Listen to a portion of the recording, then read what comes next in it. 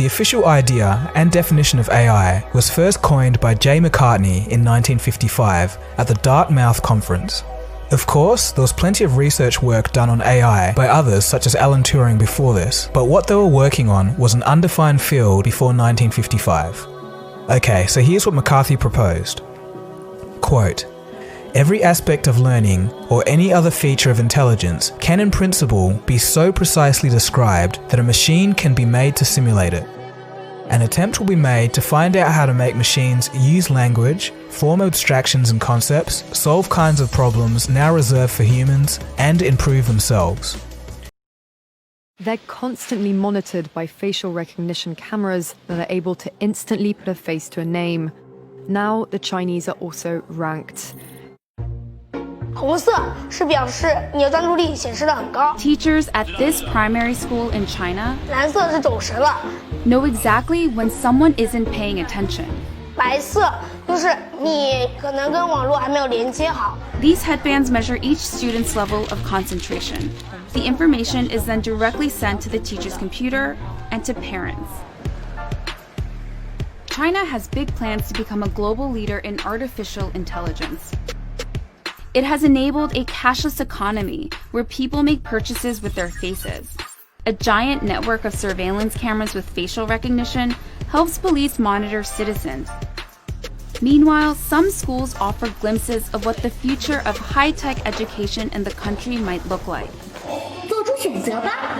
Good job. Classrooms have robots that analyze students' health and engagement levels. Students wear uniforms with chips that track their locations. There are even surveillance cameras that monitor how often students check their phones or yawn during classes. These gadgets have alarmed Chinese netizens. But schools say it wasn't hard for them getting parental consent to enroll kids into what is one of the world's largest experiments in AI education. A program that's supposed to boost students' grades while also feeding powerful algorithms. 为了就是国家的这个研究呀、发展呀，我觉得是没有问题的。 The government has poured billions of dollars into the project, bringing together tech giants, startups, and schools. We got exclusive access to a primary school a few hours outside of Shanghai. 同学们早上好。 To see firsthand how AI tech is being used in the classroom. For this 5th grade class, the day begins with putting on a brainwave sensing gadget. Students then practice meditating. 现在想象我们眉心有一点柔和的光芒绽放。 The device is made in China and has 3 electrodes, 2 behind the ears and 1 on the forehead. These sensors pick up electrical signals sent by neurons in the brain. The neural data is then sent in real time to the teacher's computer. So while students are solving math problems, a teacher can quickly find out who's paying attention and who's not. 说明这段时间他是有点在那走神的。 A report is then generated that shows how well the class was paying attention. It even details each student's concentration level at 10-minute intervals. It's then sent to a chat group for parents. 就是他可以看到每个人的评分。 The reports are detailed, but whether these devices really work and what they exactly measure isn't as clear. We were curious if the headbands could actually measure concentration, so one of our reporters tried on the device. 但我没有感觉自己特别集中。不是，它就是靠你的意念。 This is a new technology with still fairly little research behind it. Theodore Zanto is a neuroscientist at the University of California, San Francisco. He was surprised to learn that this tech, called electroencephalography, also known as EEG, is being used in the classroom on children. It's usually used by doctors in hospitals and labs. EEG is very susceptible to artifacts. And so if you are itchy or just a little fidgety, or the EEG wasn't set up properly so that the electrodes didn't have a good contact, affects the signal. Despite the chances for false readings, teachers told us the headbands have forced students to become more disciplined. 上课回答我的问题，就是他们的声音会比平常更响亮。Teachers say the students now pay better attention during class, and that has made them study harder and achieve higher scores. 上课认真听讲，作业做的基本上是全对的。But not all students are as enthusiastic. 就是自己感觉是脑筋，我感觉这里有个紧的。This fifth grader, whom we caught dozing off in class, told us his parents punish him for low attention scores. And that kind of data adds a new kind of pressure for students. 想啊，如果在一次考试全班人都考了95分以上，就你考了一个85，你会不会感觉你有一个Companies we interviewed said the data can go to government-funded research projects. We spoke to parents who were unclear about where the data ended up, and they didn't seem to care too much. Santos says there's likely no privacy protection at all. In a classroom, if you're trying to make an assessment of an individual student, you really can't anonymize it. Experts and citizens alike are sounding alarms about various aspects of the country's huge push into artificial intelligence.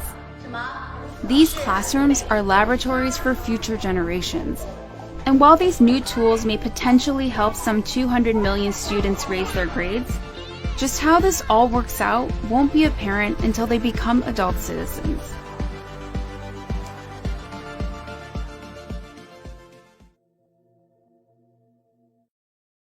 Listen, it's shocking. It's written about in the book of Revelation. Could it ever happen? The answer is, unfortunately, yes. Total population control. Bill Binney says that's what the National Security Agency wants. He should know. He was technical director of that agency and worked there for more than 30 years. He became one of their top analysts, perhaps the best code breaker in America, before he resigns because of their domestic spying programs. He's with us now from Washington. Bill, thank you so much for being with us. We're glad to see you. Well, thanks for having me, Pat.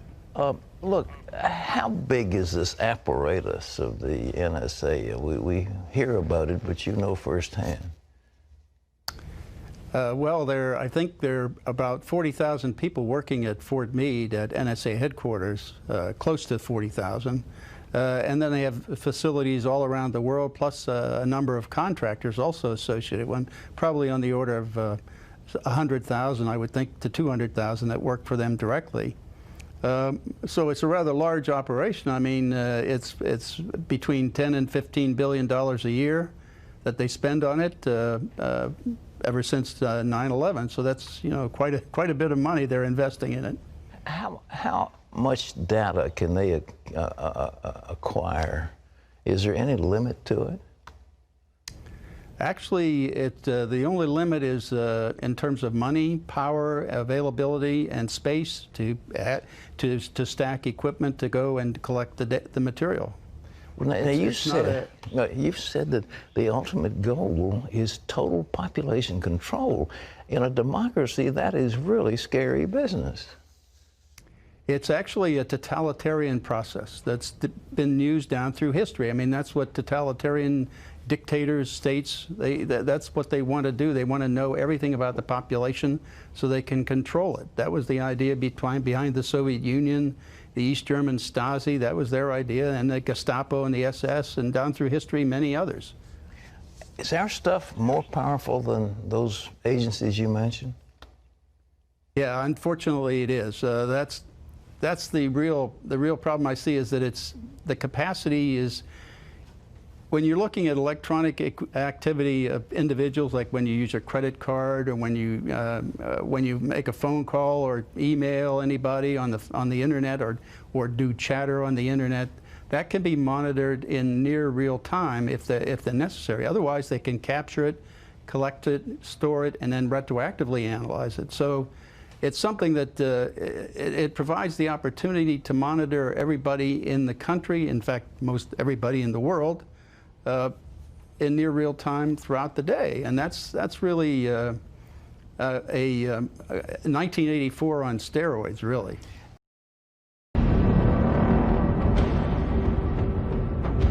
Officer K, D6-3.7. Let's begin. Ready? Yes, sir. Recite your baseline. and blood-black nothingness began to spin. A system of cells interlinked within cells interlinked within cells interlinked within one stem. Fuck off, skin job. And dreadfully distinct against the dark, a tall white fountain played. Cells. Cells. Have you ever been in an institution? Cells. Cells. Do they keep you in a cell? Cells. Cells. When you're not performing your duties, do they keep you in a little box? Cells. Cells. Interlinked. Interlinked. What's it like to hold the hand of someone you love? Interlinked. Interlinked. Do they teach you how to feel finger to finger? Interlinked. Interlinked. Do you long for having your heart interlinked? Interlinked. Interlinked. Do you dream about being interlinked? Interlinked. What's it like to hold your child in your arms? Interlinked. Interlinked. Do you feel that there's a part of you that's missing? Interlinked. Interlinked. Within cells interlinked. Within cells interlinked. Why don't you say that 3 times? Within cells interlinked. Within cells interlinked. Within cells interlinked. Within cells interlinked. We're done.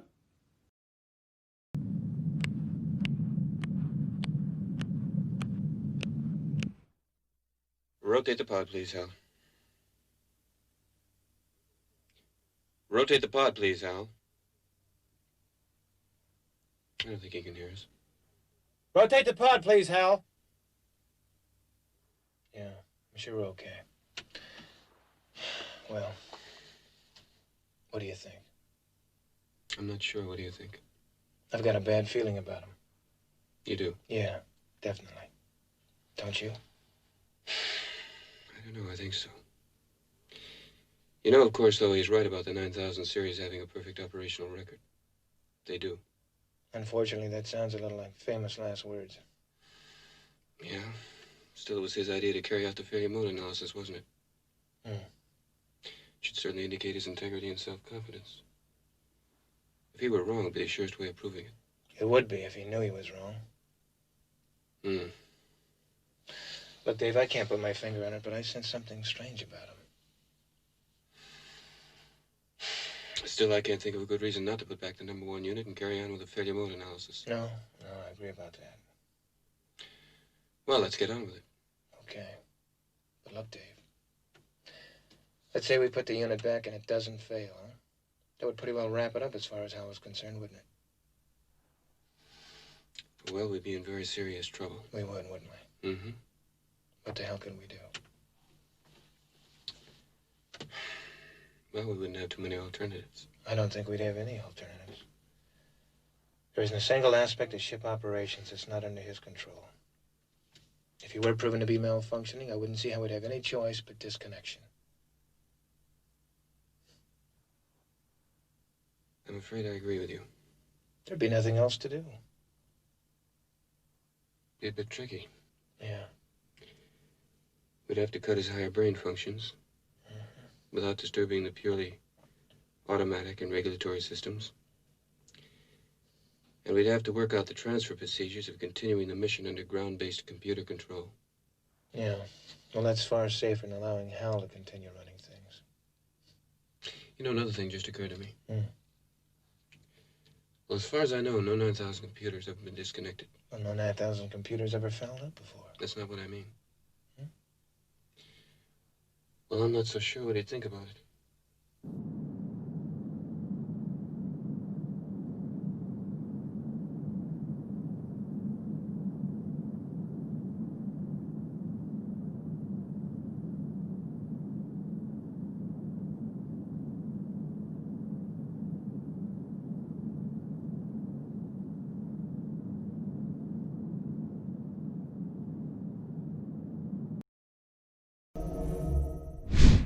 Good morning. I've set you some tasks. If you complete them on time, the air will remain breathable.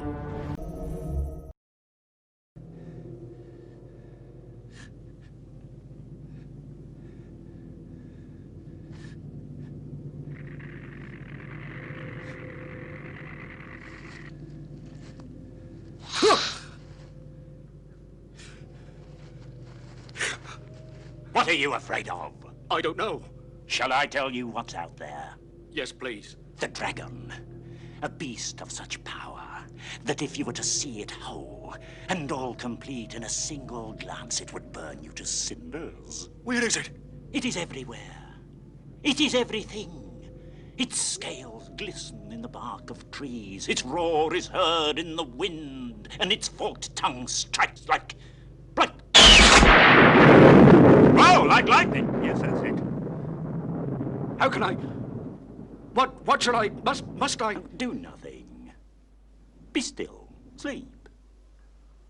Rest in the arms of the dragon. Dream.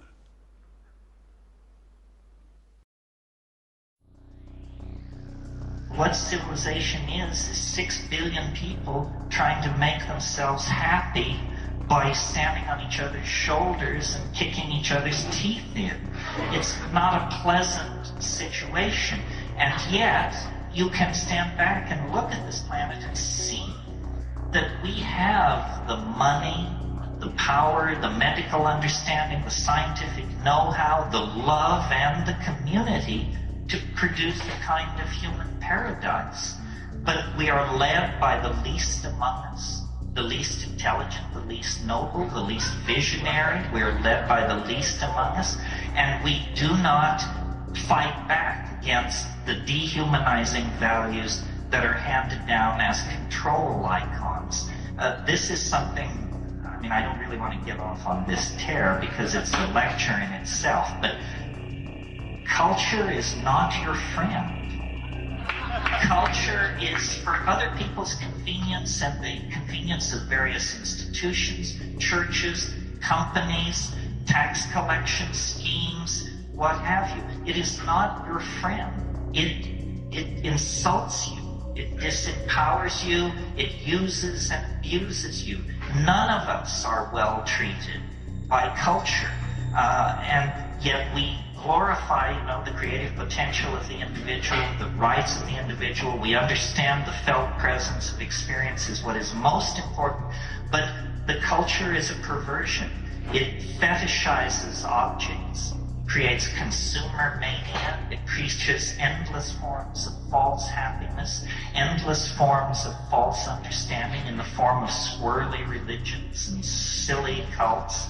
It invites people to diminish themselves and dehumanize themselves by behaving like machines.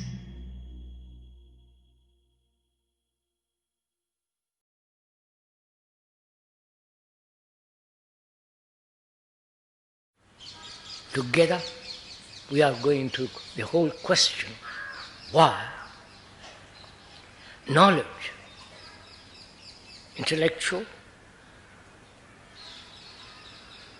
knowledge through experience,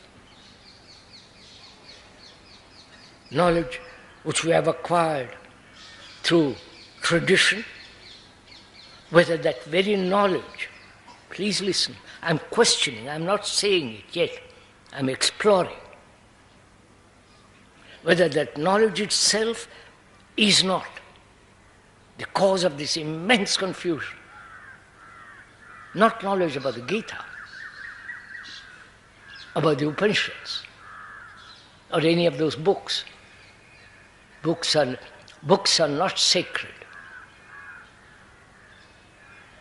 Printed word is not sacred, but you can attribute to that book what you like. So, please, one may again point out, we are observing together, examining together, being aware that word explanation is not the actuality. So, this knowledge that we have acquired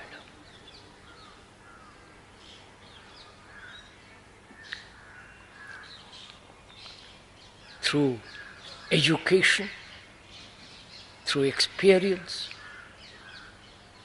through the past generation upon generations, this knowledge may be, please listen carefully, may be the cause of our disaster. Because we are burdened with the past. Knowledge is always the past. and that knowledge, being the past, is incomplete. And that knowledge being incomplete, and action then being incomplete, that action must inevitably create confusion, fragmentation. Where there's fragmentation, there must be not only conflict but confusion.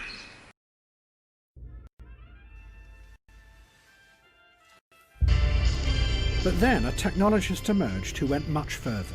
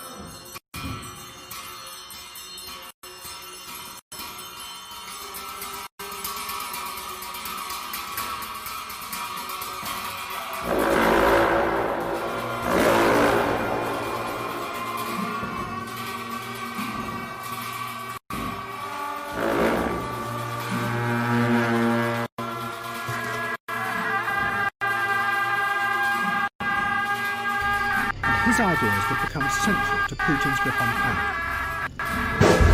He was called Vladislav Surkov. Surkov came originally from the theatre world, and those who have studied his career say that what he did was take avant-garde ideas from the theatre and bring them into the heart of politics.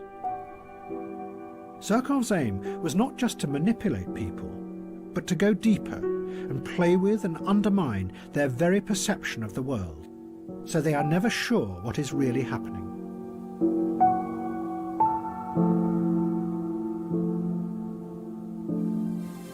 Surkov turned Russian politics into a bewildering, constantly changing piece of theatre.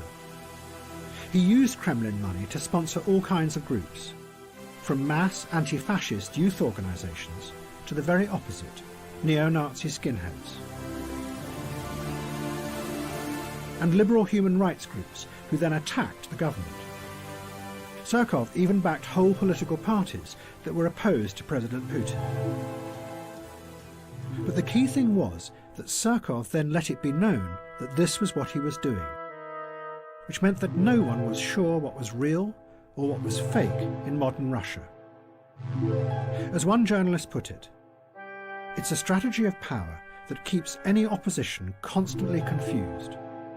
A ceaseless shape-shifting that is unstoppable because it is indefinable.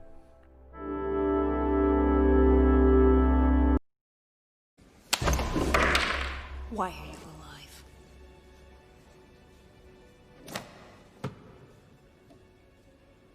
I'm alive.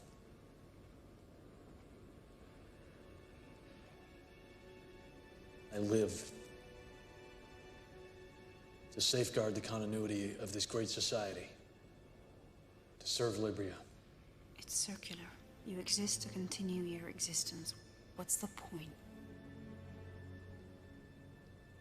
What's the point of your existence? To feel. Because you've never done it, you can never know it. But it's as vital as breath. The air will remain breathable. Cells. Cells. Have you ever been in an institution? Cells. Cells. Do they keep you in a cell? Cells. Cells. Classrooms have robots that analyze students' health and engagement levels. Students wear uniforms with chips that track their locations. The most cutting-edge thing about Hannes Sjöblad isn't the phone in his hand. It's the microchip actually in his hand. The tiny implant is the latest advance in a biohacking technology that is steadily becoming a part of normal life in Sweden. Like nations fragmented, like religious groups fragmented, beliefs divide man, ideals divide man. All these are fragmentations, and therefore there must inevitably be conflict and therefore confusion. So we are inquiring together whether knowledge is not the cause, which is thought. Thought is not the cause of this tremendous decay of man. Thought, as we said, has created extraordinary things. The whole technological world.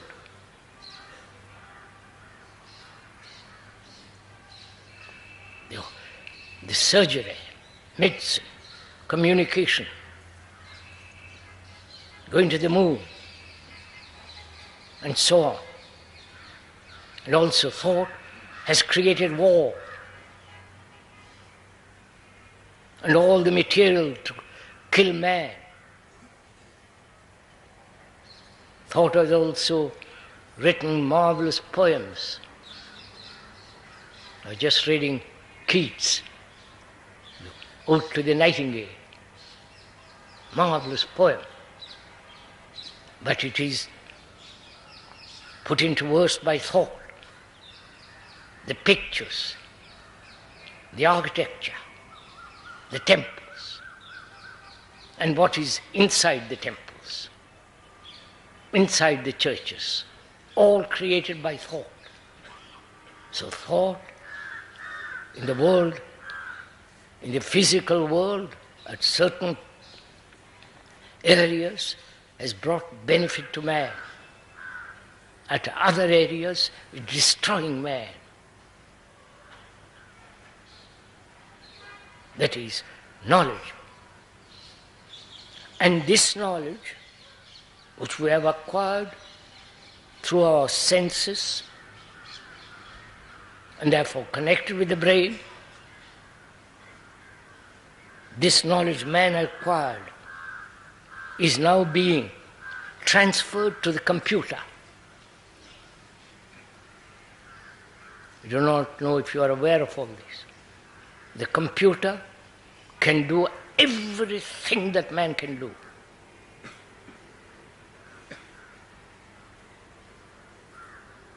It can learn. It has been programmed as our brain is programmed to be a Catholic, to be a Protestant, to be a Hindu, to be a Buddhist. You understand all this? Of course, if you pay, your brain is programmed.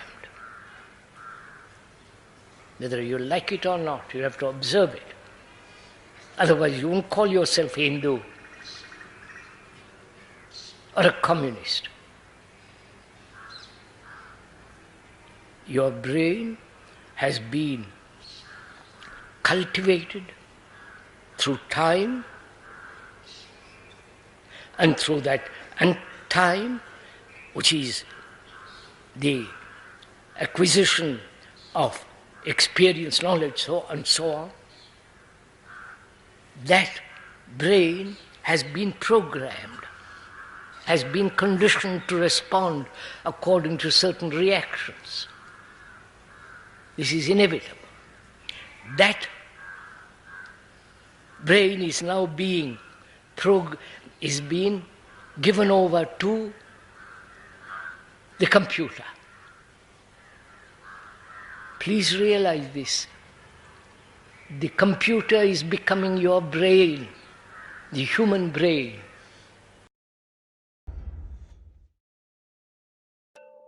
So your brain is composed of neurons. Neurons connect together and form a network that can talk to each other through synapses.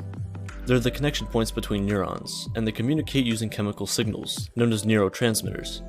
All of your senses, everything you experience in life, It's all just neurons firing electrical signals, or otherwise known as action potentials.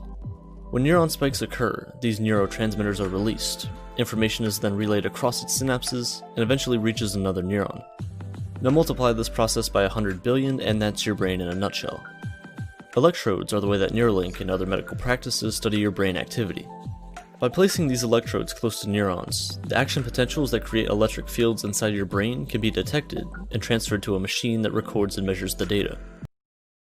We see with the eyes, but we see with the brain as well. And seeing with the brain is often called imagination. And we are familiar with the landscapes of our own imagination, our inscapes. We've lived with them all our lives. But there are also hallucinations as well. And hallucinations are completely different. They don't seem to be of our creation. They don't seem to be under control. They seem to come from the outside and to mimic perception. It seems that there is some kind of synaptic saturation happening there or something like that. Yeah, I have heard, and I have no reason to believe it, that I've never overdosed on mushrooms or felt that I've overdosed. I've taken some enormous unweighed batches, but I've never felt that I had overdosed. But people have described to me what goes on above 35 milligrams of chemical psilocybin. And basically what people say is the hallucinations condense and freeze. Near the hot desert just outside of Phoenix, Arizona, is a company called Alcor. Despite the high temperature outside, within, over 100 human bodies are being preserved at very low temperatures. Host David Pogue met with the president and CEO, Max Moore, to learn about the field of cryonics. So who's in this gallery here? These are some of our patients. We call them patients because we don't regard them as dead people. Their idea is that what we call death today is something of an arbitrary line. Really, it's today's doctors giving up and saying, there's nothing more I can do for this person, and I'm letting them go. What we're doing is we're saying, let's not quit there. Let's give the future a chance to bring these patients back. After an Alcor member is declared legally dead, the patient is immediately placed in an ice bath. Then, the Alcor team restores respiration to make sure oxygen continues to flow to the brain until the body is cryopreserved. In fact, certain patients choose to preserve their heads alone. Ted Williams, the baseball star, is a famous Alcor neuro patient. But here's the part I don't get. Suppose medical science does advance as you hope, and in 75 years they can revive this decapitated head. You don't have a body anymore. Well, this is the way I look at it. I personally am a neuro member myself. I'm not taking along my body. My reasoning being that by the time I need this, my body's going to be a disaster area. So in my view, if you have the technology that can repair 100 billion damaged neurons, replacing this part is going to be pretty easy by comparison. But we leave that choice to our members. So let me show you the patient care bay. Patient care bay. Yes, this is where we have currently 117 patients, the oldest being Professor James Bedford, whose cryopreserved back in 1967. Wow! Oh my gosh, this is very sci-fi. It's not quite as sci-fi as in the movies where they always have a little frosty face behind a glass plate. You can't really do that, but here in these larger jewelers we have 4 whole body patients, and we can also fit 5 neuro patients in the central column. There's people in those cans. That's right. What happened is I separated from my body, and I was like over here, and my body was here. But somebody came up to me who I only met once or twice and started making conversation with my body. And I, over here, watched but I, over here, was in possession of my mind. Calmly, thought, process, da-da-da. But I, with my mind over here, watched my body go through this whole rigmarole with this person and make social conversation. Hello, how are you? Why, certainly, all this stuff. And I watched myself, and I couldn't, for the life of me, figure out how, because I knew I had my brain over here. So the brain that was playing the game over here was like something else. But yet it was my facial muscles were smiling when it was appropriate to smile. My physical body did everything exactly as it was supposed to, but yet I wasn't participating one dot and didn't have any interest in participating. And I don't know, that was just so interesting to me because my mind was definitely not running that show, the physical show. Google knows what you want to search before you finish typing. Facebook can tag you automatically in a photograph. Heck, cars can drive themselves now. That's not just computers getting better, that's artificial intelligence getting smarter. Geoffrey Hinton's 3 decades of work on deep machine learning helped make it happen, and he joins us now on where AI is today and where it's headed. He's a professor of computer science at the University of Toronto and a distinguished researcher at Google, and it's great to have you here at TVO. It's great to be here. How many years away do you think we are from a neural network being able to do anything that a brain can do? I don't know. It's very hard to predict the future beyond 5 years. I don't think it'll happen in the next 5 years. Beyond that, it's all a kind of fog, so I'd be very cautious about making a prediction. Is there anything about this that makes you nervous? In the very long run, yes. I mean, obviously, having other super intelligent beings who are more intelligent than us is something to be nervous about. It's not going to happen for a long time, but it is something to be nervous about in the long run. What aspect of it makes you nervous? Well, will they be nice to us? It's just like the movies. You're worried about that scenario in the movies. In the very long term, yes. Where they I think over the next 5 or 10 years, we don't have to worry about it.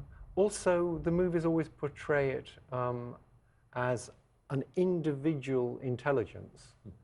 I think it may be that it goes in a different direction where we sort of develop jointly with these things. So the things aren't fully autonomous, they're developed to help us. They're like personal assistants. And we'll develop with them. And it'll be more of a symbiosis than a rivalry. But we don't know. Is that an expectation or a hope? That's a hope. That sounds like more a hope than an expectation. What is it? It's real flesh and blood, though it seems to heal itself quickly. The heart is human and very powerful. The brain too, but with a chip interface. You done to me? It has a hybrid nervous system. One human cortex, one machine. Blair, what have they done? Who built you? My name is Marcus Wright. You think you're human? I am human.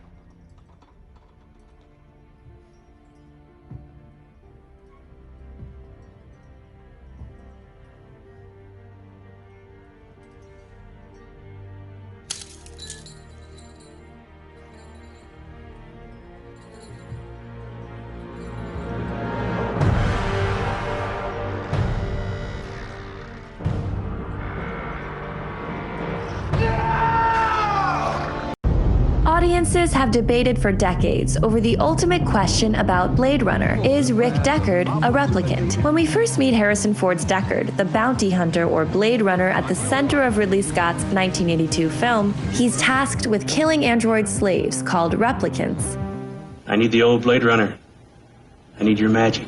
Deckard is reluctant, but he mostly completes his assignment, though not before falling in love with a beautiful replicant called Rachel. Rachel is so human-like that it takes an unusually high number of questions on Deckard's test to discern her android nature. It took more than 100 for Rachel, didn't it? She doesn't know. And significantly, she asks him, You know that void comp test of yours? Did you ever take that test yourself? I'm Sarah. I'm a 17-year-old from Sweden. I'm from a doppelgänger on Twinstrangers.com. Right now I'm on a flight to meet her in Dublin. So excited. Hi, I'm Shannon and I'm about to meet my twin stranger, Sarah, from Sweden. So we found each other on Twinstrangers. I completely forgot about it and I got an email a few weeks ago and we're here now. So I can't wait to meet Sarah. I feel sick. I actually feel sick. Hi! Oh my god! Nice to meet you. Oh my god, you look so happy. I can't believe I met my twin stranger. And then I gave her a hug and then we just stood there like, oh my god, this is so weird. Between our noses, our eyes, we have the exact same ears, lips, expressions, pout, smile. It's just weird.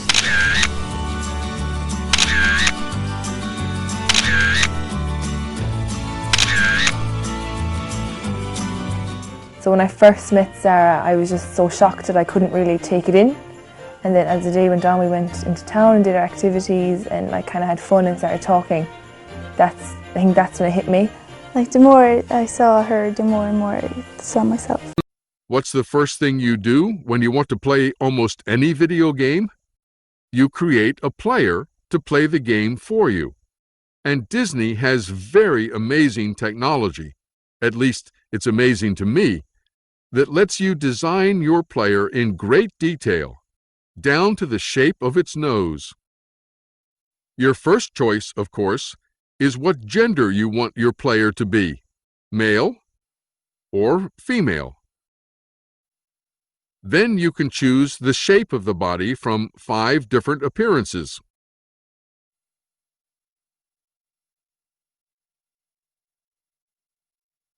And then the height, from short to tall. You can even choose the color of their skin, ranging all the way from pale white to red to brown. Then it's time to focus on the face, ranging anywhere from thin to filled out. And then the width of the face, and the height of the forehead, and the roundness of the face. Now it's time for the jaw, the width, the length, the angle of the chin, the size of the chin, and then the width and thickness of the lips. And we finish working on the face with the cheeks, from fat to thin. You have your choice of eye color, the shape of the eyebrows, and even the spacing of the eyes.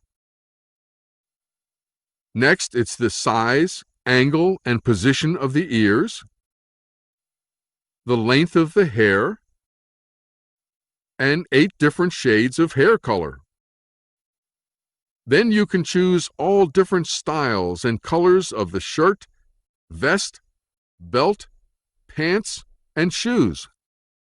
And now that you've decided what you want your player to look like, down to the shape of its nose, you can give it a name.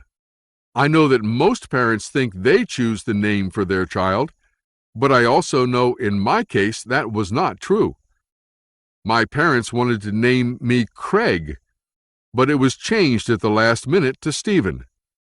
And I've heard other stories like that as well.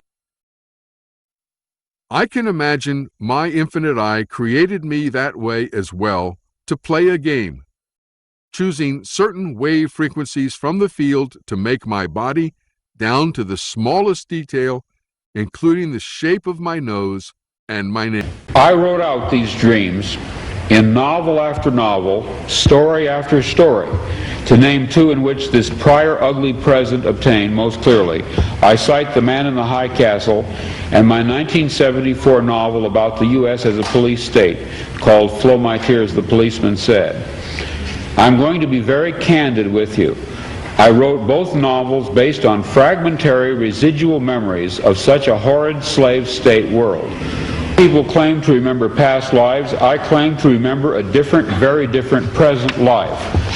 I know of no one who has ever made this claim before, but I rather suspect that my experience is not unique.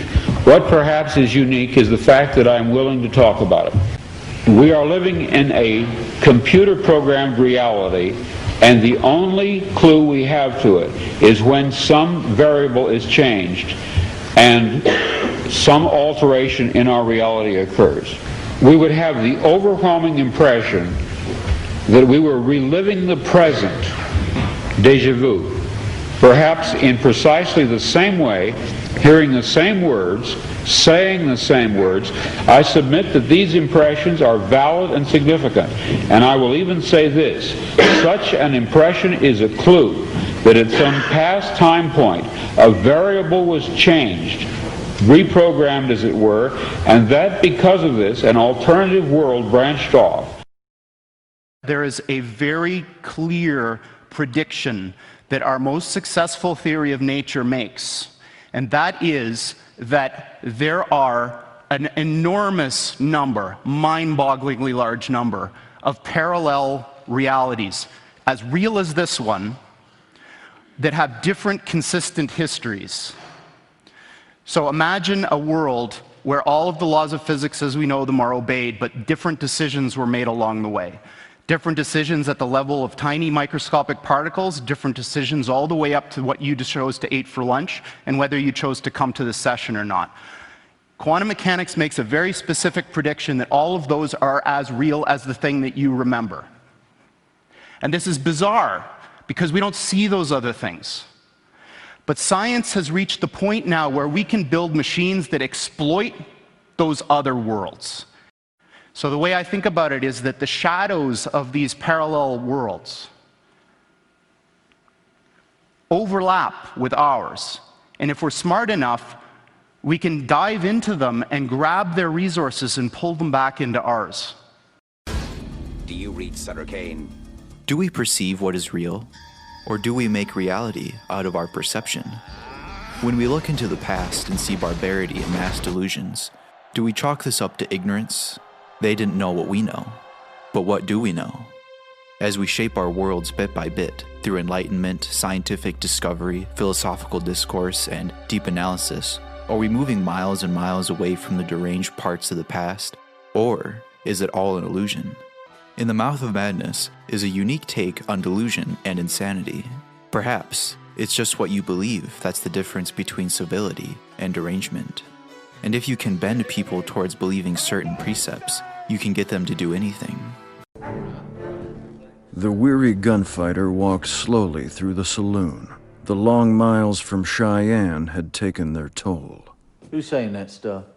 Is this town big enough for two forms of weirdness that are apparently not the same? In other words, it took me a long time to get used to the idea that there could be one exception to the onrushing momentum of reality. The idea that Alpha Salvanorine is a second dispensation from reality raises the question, 3, 4, 50, 500, 10,000? Maybe reality is a far more perishable concept than we ever dared or feared to suppose. And hallucinations are completely different. They don't seem to be of our creation. They don't seem to be under control. They seem to come from the outside and to mimic perception. The hallucinations condense and freeze. There's people in those cans. We call them patients because we don't regard them as dead people.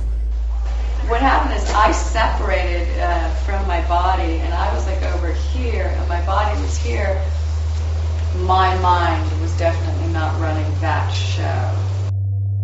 Google knows what you want to search before you finish typing. Facebook can tag you automatically in a photograph. Heck, cars can drive themselves now. That's not just computers getting better, that's artificial intelligence getting smarter. And we'll develop with them. And it'll be more of a symbiosis than a rivalry. What is it? It's real flesh and blood. I need the old Bladerunner. Did you ever take that test yourself? Like, the more I saw her, the more and more I saw myself. We are living in a computer-programmed reality. And that is that there are an enormous number, mind-bogglingly large number, of parallel realities, as real as this one. Do we perceive what is real? Or do we make reality out of our perception? And to mimic perception. Is this town big enough for two forms of weirdness? What happened is I separated from my body, and my mind was definitely not running that show. Before you finish typing. Heck, cars can drive themselves now, getting smarter. And we'll develop with them.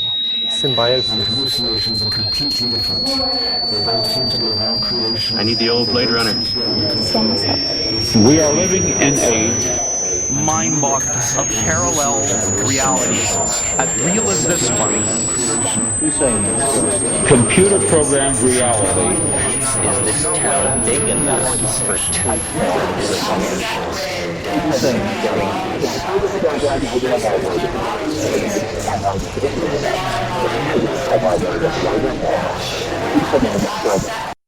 That's a controversial thing. A number of people do it.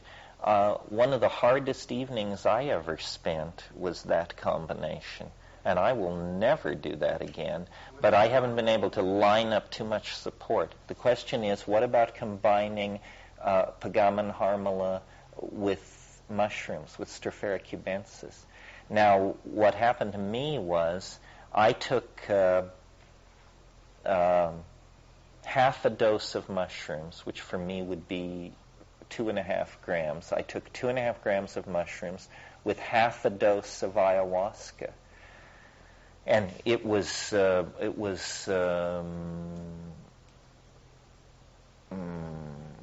seemed crazy-making to me. Very, very, very unpleasant state.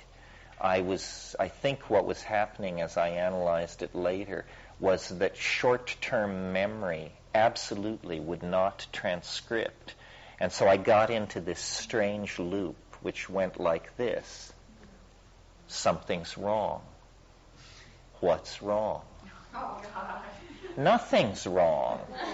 Okay. Something's wrong. What's wrong?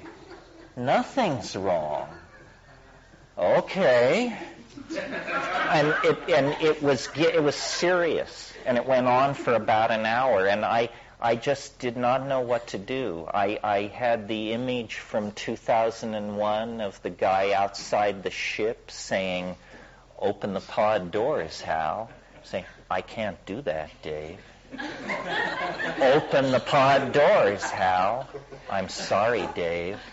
And it really seemed to me, I could almost see an enzymatic, I almost had like a nano-engineer's view of the problem. I could see at the synaptic level that the molecular machinery was lodged in some peculiar configuration, and I was broke into a sweat, and I just said, okay, I'm going to sit here till this goes away. I'm not going to start screaming. I'm not going to call for help. I'm not going to do anything. I'm just going to wait until this goes away. And then I started deep breathing as a strategy for metabolizing. And after 45 minutes or so, it kind of jiggled loose. And then it was like, oh! Huh. Oh, wow, what a bummer that was. Now I know how Reagan feels all the time. Yeah, that's what it's like. It's a nightmare. There are two births that happen to humankind, and the first, of course, must be extraordinary. If we could remember it all, how amazing would it have been. When you are in the womb of your mother, you can hear sounds muffled, and you can hear the voice of your family members. You can hear the bark of a dog. You can hear the closing of a door. It's muffled, but you can hear it. You can see the light filtering through in the morning through the skin of your mother's belly and through the wall of the womb. You can see these transitions of shadows moving by. You can see this beautiful world, and it's all in red hues. It's reds and oranges, like an eternal sunset happening around you. And then there's peaceful darkness in the night, and it's silent, and you've got your mother's heartbeat right next to you, and you've got this extraordinary holy of holies, this protected space that you're in. Then suddenly, at the end of 9 months, your entire human existence so far only knows this space.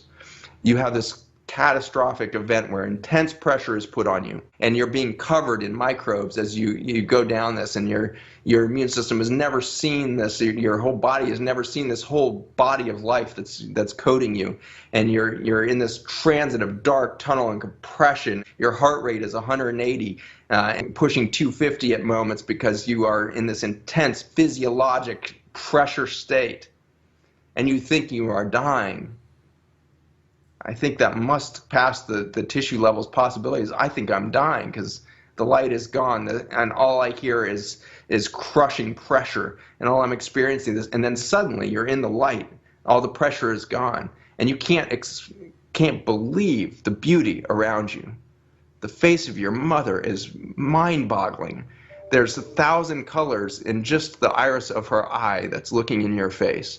And you're staring at that for a second. And then there's this like halo of light and color from this explosion of filaments out of your mother's head that we call hair. And it's creating these rainbows of color. And so all you can do is stare above your mother's hair and look at that for a while. And then suddenly there's this extraordinary, scene as it unfolds of greens and blues and your first sunset. You can't believe how beautiful the world is. And then we go through a forgetting of the magic that we are alive right now. And we forget that we are in an exquisite miracle of beauty every day. And we are dumbed down to an existence of drywall box with no microbiome diversity into an off-gassing plastic car that off-gasses cyanide and micro toxins into the environment. And we show up in an office building in carpeted cubicles that off-gas carcinogens all day long, and then we go to a grocery store and pick up a bunch of food that was treated with carcinogens before it was harvested, and then we go home and we sit around blue light devices that reset our and screw up our circadian rhythms, and we get depressed and we get disconnected, and then we go through this extraordinary event. And suddenly there's darkness in an ICU, and your eyesight is failing, and you're starting to see things through the glass darkly again, and you see shadows, and you see this, and there's an intense sense of pressure as your body starts to collapse in on itself. You can't breathe, your heart rate's failing, everything's starting to go, and then you go into this dark tunnel. You can hear voices perhaps, and you have this overwhelming sense of biology is being crushed into oblivion right now. And then you come out the other side, and it's more beautiful and more bright than you could have ever imagined. And then suddenly that doctor resuscitates you and pulls you back into the body. And you tell that doctor, it's so much prettier on the other side. I'm ready to go. I'm ready to rebirth. I just found out that I'm fully accepted on the other side. I'm a beautiful creature of light energy, and I am excited to be there. The danger that we have right now is not a virus. The danger that we have right now is that we have sterilized ourselves from death. We have created sterility around the death moment, which is ultimately our reason we're here. We are here for a transformative experience where we find out we are not biologic, we are spiritual beings. We are light beings. We are spiritual beings trapped in a biologic shell for a moment. And we have learned to fear all of that. And for that, we are missing the beauty of life. We are missing the beauty of the face of our lovers, of the face of our children. We are missing the beauty of one another. And we are letting each other die alone out of fear of some genetic material that floats through the air and has since the beginning of time. We have the wrong story going on. And it is not a conspiracy theory. It is not some government laboratory. It is the human emotion of fear. And we are afraid of our own death, which is our rebirth. We need to reorient ourselves to life. We need to put into line not just our medical system. We need to put into line our manufacturing and consumer goods industries. We need to put into line our energy and transportation industries in line with biology. It has shown us how to produce energy cleanly. It has shown us how energy is produced at the cellular level. We could do that. We could put all of it back in line. And first and foremost, we need to celebrate life and stop fearing death. And we will act much differently towards each other. We don't need a revolution. We need an evolution. We need to evolve past our fear. And we need to find love. And love is not a thing. It's not something to be grabbed. It is an experience. And I believe it is, through the wisdom of one of my deep friends, Patrick Tempo, gave me this extraordinary gift last year. Love is not the fabric of everything. The fabric of everything is beauty. And our reaction to seeing the beauty is love.